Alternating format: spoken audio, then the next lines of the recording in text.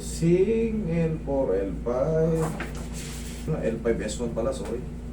Spondylolisthesis. Yung balakang mo, sir. Pakaingatan mo, sir. Ito.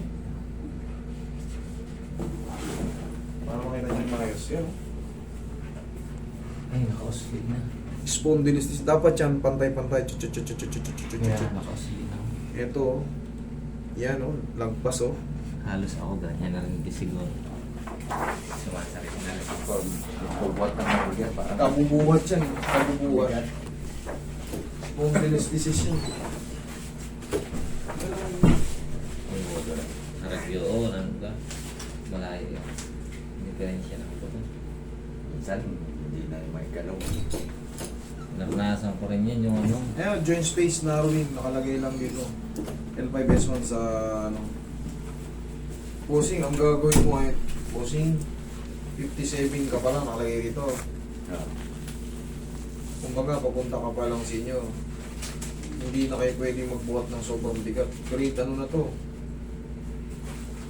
Ano bang grade to? Kung nakalagay, pero nakalagay naman sa kanya, this space narrowing L5S1. Pero siyempre, pag MRI kasi yan, maraming katawagan yan, layo eh. Parang grade 2 na ito. Meron ng bangka kung walang tao masyado sa baybay sa buwanginan. Siyempre kami nagbubuhat eh. Ay, saan kayo? Dagat. Dagat kayo. Oo. Malaot kayo. Bossing, ang problema bossing, pag naman naggano ka naman, tawag nito, pag naman back brace ka at nababasa rin, hindi rin healthy. Kasi yung back brace, Medyo laging basa din ko naman pag... kaya nga hindi rin healthy. Ang mangyayari yan sa'yo, sir, pwede kang sumama sa laot. Pero hindi ka na pwedeng maghatak ng may laman na ano. Maaaring tagaladlad ka lang. Yun ang totoo. Hindi pwede mo pwera sa balakang. Totoo nga yan kasi nung makahuli ako ng sumakit na to, makahuli ako ng hindi naman gano'ng kalakihan eh, 24 kilos na. Pero pagka kasi nasa bangka ka, walang puwersa. Pag nasa ano ka, pagka inaangat mo galing, kasi unstable yung ano mo eh. Oo. Balakang talagang gagamitin tsaka mabisig. Talaga, Ngayon, talaga. siyempre, pagka yan, iaahon mo na sa bangka, may malaking isda. Persado talaga Bilo yung talaga balakang. yun eh. Tapos, siyempre, kumbaga, weak tayo pagka ano, malamig. Pag basa na tayo. Pansinin mo yung balat natin pag basang-basa na, Kulubot-kulubot. kulumot-kulumot na. Weak na tayo. Kaya ang nangyayari sa'yo, bossing, dahil nga sa trabaho mo, sabihin na natin yun ang buhay natin. Kasi mahirap talaga mahirap eh. Yeah. Sabihin na natin yun ang buhay natin. Ang mangyayari yan sa'yo, bossing, tagaladlad ka na lang. Hindi ka na pwedeng maghatak. Pag may mga karga na yun, may mga laman na isda. Bingwit lang yung gamit namin eh. Tapos ang lalaki pa naman ng bato. Oo, Matig syempre. 8 kilo. 8 kilo, minimum na yun.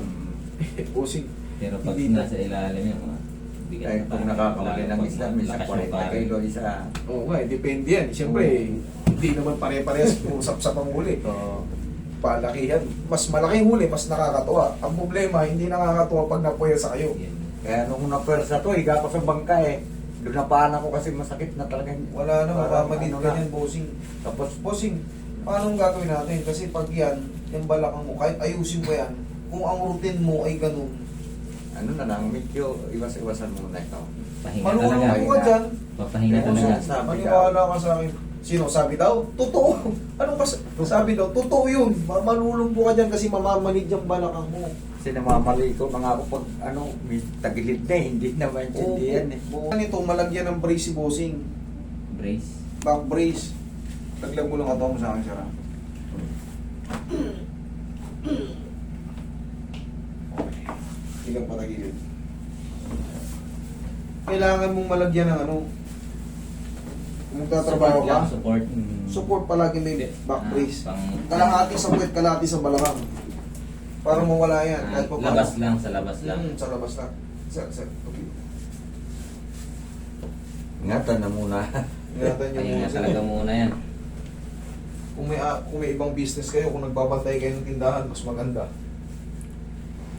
Kasi nga, Totoo lang, mahirap talaga maging mahirap.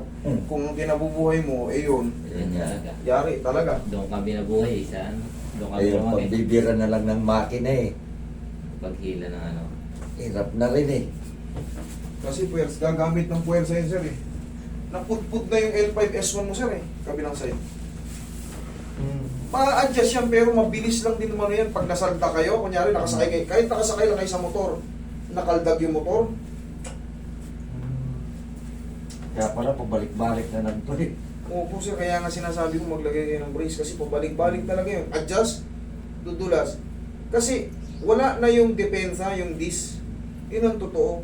Ipaano nyo to, ipa-evaluate nyo yan sa ano, kung may kakilala kayong mga nasa ospital, pabasa nyo yan. Para lubusan yung maunawaan. Kasi kahit anong adjust dito, pag punersa mo sarili mo, magaling ka, 2 linggo, okay ka. Ba, nagladlad, hinagis ko lang yung pamingwit. Sumakit na. Sumakit na kaagad. Relax na. Yun, oh. Yun talaga mangyayari nito eh. Una ako lang, dapa. Ay, yung ano, yung parang Yung ginagawa sa ginagamit buntis. sa ano, sa mga, Oo, yun lang. tsaka sa mga nagbubuhat. Ihaya. Di ba may nagbubuhat ng mga barbell?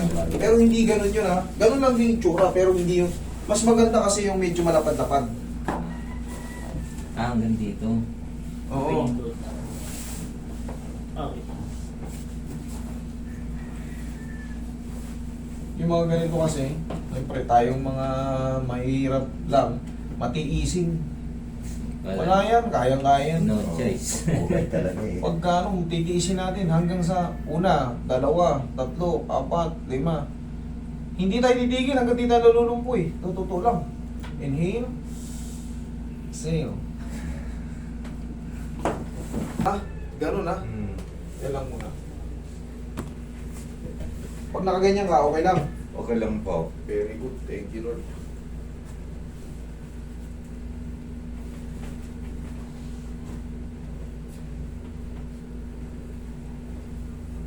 Kasi minsan, pag inaatake ako nito, yung tatayo ka, hindi mo malaman kung anong gagawin eh, bago ka makatayo. Totoo, sir. Totoo. Totoo yan yung Minsan, sinasabi. naawa ka ng misis ko. Sabi ko, huwag mo akong pagalaman, bahala na ako kasi lalo ako nito ano eh, hindi makatatayo. Bossing, sa totoo lang, nasa isip na lang natin yung lakas, pero yung katawan natin hindi na kinakaya. Hindi nakakasabay. Hahanap ka na ng hawakan yan. Oo, ganun na nangyari sa akin. Sakit. Oo, minsan di mo isang Hindi beses. mo kaya.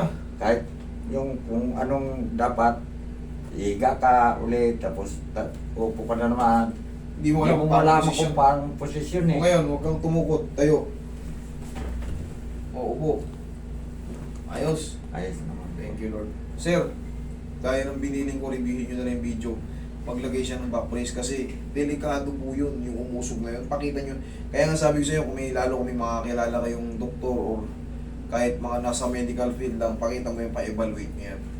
Para malaman nyo kung ano yung kalagayan ng ano. Okay, bossing? Opo. Palakas ka ha. Salamat Okay, tayo. thank you.